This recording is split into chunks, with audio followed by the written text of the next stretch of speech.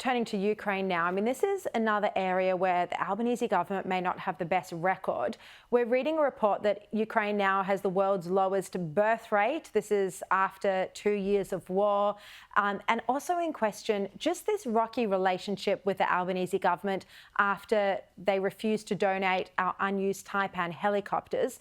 There's a story in the Fin Review today by Aaron Patrick, and he says that defence officials seem reluctant to give away vehicles in use, including the Hawkeye armoured Jeep, and they haven't preempted Ukrainian requests for equipment that they don't need.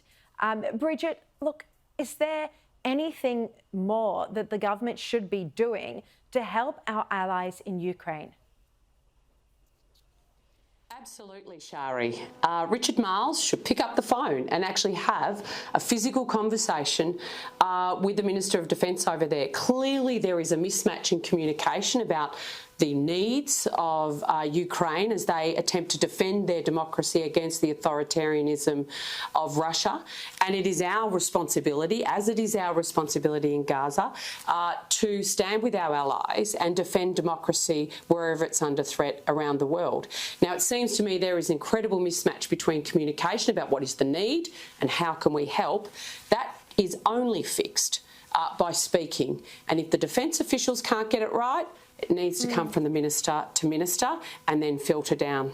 Yeah, there's definitely a breakdown somewhere. Michael Danby, Ukraine is very close to your heart. You've visited there a number of times.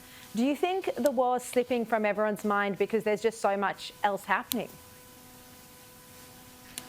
That's the truth. I'm hoping to go there in a few weeks' time after the Berlin Film Festival, Sharri, but the Ukrainians need those helicopters because they don't have a way of medevacing people out to crisis hospitals further down the line.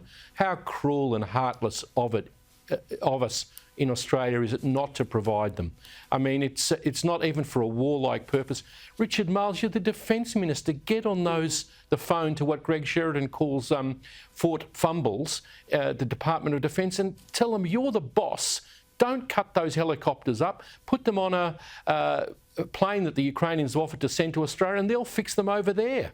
And instead, they're now in a scrap heap being disassembled this week. It's just, I mean, the mind boggles. Terrible. It is.